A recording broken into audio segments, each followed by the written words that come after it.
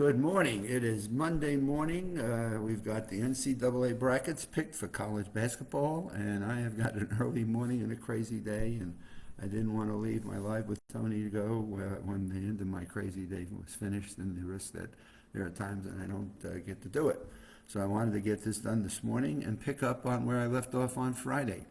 On Friday, I was doing an article on the importance of the circles of let me get that. This here, there we go. Circles of enforcement, which is another way of saying why is it important to have close relationships, and what does it take to get to the optimal number of those real close ones where you have trust and confidence? What are some of the elements of what are important social connections, and what does it do for your longevity of life expectancy? And so I wanted to pick it up because there was a whole list of why social connections matter, and I wanted to continue to go through that list because people often, when they feel a bit depressed or a bit lonely or they feel a bit isolated, they just need that little bit of jump start, a little bit of that juice that gets them going, and I wanted to just to give them some suggestions and ideas. So I'm going to repeat the first four that I covered and then run through the rest of this list because I thought it was an excellent list. Give you maybe one or two ideas and something that you may engage in that helps you with making some social connections. So having friends helps slow cellular aging by reducing inflammation. So I talked about that Friday, so go back, check on that, and spent a little more time. But reducing inflammation in the body, which is not a good thing for us, and having friends helps to reduce the cell structure inside your whole system doing that. It buffers stress, so when you're in that stressful mode, having somebody that you can talk with throughout your lifespan, they reduce your risk of loneliness, depression, and anxiety. So it gives you that release valve. It's somebody that you can go out and talk with. And it helps to bolster your self-esteem when you talk about the people you know. Well, I know that person, or I know that, I can talk to that one, and it just helps to boost your self-esteem. Now, some new ones. It helps enhance your sense of life satisfaction. It gives you that picture of completeness. It feels like, I have a whole life. I have people who care about me. I have people I can talk with. And it gives me a level of satisfaction to know that there's always somebody in my life that I can lean on or I can go talk to when the going gets a little rougher sometimes. And the going gets I'm hitting a wall and I feel like I'm bouncing off this wall and I could just use a new idea or just a new thought or somebody to reach out with a hand and just give me some suggestions. Having friends is now this is if you're younger, because I don't see this as you're getting older, about bullying. So it gives you a bit of a social connection of a team of people who avoid bullying. And I think that's more for kids. And sometimes they think about gangs or clubs, different, and I look at those as different, but that you belong to a bit of group. And so I'm not sure having friends is the stopper against bullying, and I think that's more for kids that are in school, maybe even at college. And I know sometimes you hear these fraternity stories at colleges, and maybe they're not always so good. But having friends gives you a bigger sense of protection, if I just leave it more in that light. Having friends increases the gray matter in the brain for empathy and decision making. Areas that loneliness shrinks. That's a big one. Let me read that one again.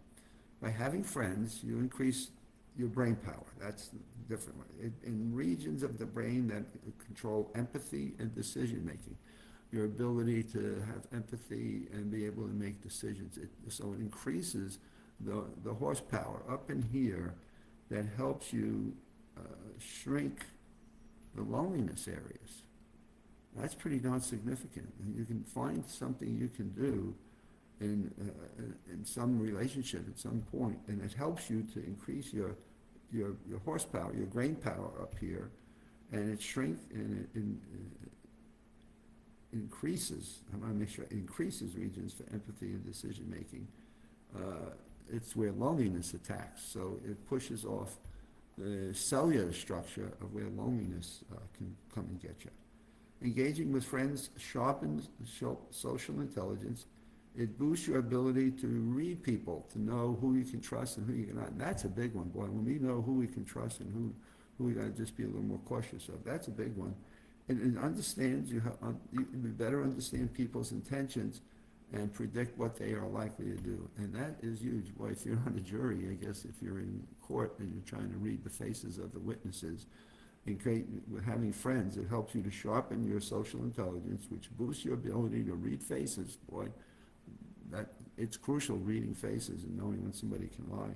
And understand people's intentions and predict what's likely to happen. Certainly, if you're walking at night somewhere along the street, that's an important skill to have. And so learning how to read people in conversation and who's telling you the truth and who do you have confidence in and who can you trust in terms of what they're telling you. And boy, we hear so much about fake news. I guess this one's a real crucial one, to be able to know who on television that you're listening to can you believe and trust.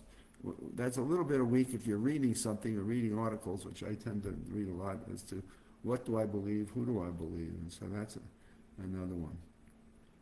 Friends enhance the memory and general cognitive impairments. That's a bit, boy, would you like to have more friends? That's an interesting, because you want to have friends, which then helps you get that, but having friends enhances your memory and your cognitive functioning. Having friends slows cellular aging, preserving DNA. Boy, this is an amazing list of things. How would you like to preserve the DNA that's inside your body, which then slows down your aging process? Again, if you've got friends, there's a reason you got a purpose in life. You want to keep going. It's something you want to continue to do. So friendship lowers the levels of immune signaling, a driver of inflammation, curbing a significant contributor to chronic disease and depression. It's called interleukin 6. I don't know what that is. It's an agent called interleukin 6. But it drives inflammation in the body, which we already said is not good. It curbs a contributor to diseases and depression. I'm going to have to learn more about what this interleukin-6. I'm going to have to learn more about that one. That sounds like a powerful one. That's a good reason to have friends. That. Friendship is an all-purpose guard against premature death, lowering all causes of mortality. And again, if you've got a reason to go, you've got grandkids, you've got friends, you've got somebody you can help, you've got somebody you can teach, somebody that you can make a difference in their life, boy, it's a purpose guard against dying sooner. You can help more people, you can make a difference in people's lives. And have loved ones and people you care about. You can go to community services and teach. They have these programs where you can teach kids and do these sessions where you can get up and teach something that you enjoyed in your life and share the wisdom. I have seniors come into the Memory Institute class and share, we call it the mystery guest, and people have to guess who this person is or things about their life that they'd be interested in learning about. And it's always a fun exercise, and it gets that person to share some of their life experiences. In the face of challenges, friends lower the heart rate and blood pressure, protecting against cardiovascular disease and stroke. I mean, this list is extraordinarily powerful. It's unbelievable. In the face of a challenge, a friend lowers your heart rate and blood pressure, protecting against cardiovascular disease and a possible stroke. And studies show that interacting with friends strengthens the connectivity of the brain's default mode network in ways that help people understand each other and perceive a similarity. In fact, activation of the social activity suggests a whole new role in social cognition. Here's your list. Psychology Today. The April 2026 issue. Take one of two of these thoughts and bring them to the motivation that you may need to generate within yourself. To just go out and maybe sit on a bench and watch kids play, go to a park, or go sit somewhere in a playground, and just sit and observe, and just see what that feels like, and see if you leave. Give it 10, 15 minutes. Bring something to read. Talk to somebody if you can. Just say hello or something. Just get out there and do something that at least test. How do you feel after you do one of these things? And off I go to my car dealer, to the dentist, and to Memory Institute. So I hope you all have a good day. I got a crazy one. But I wanted to make sure I got my Live with Tony done before I started.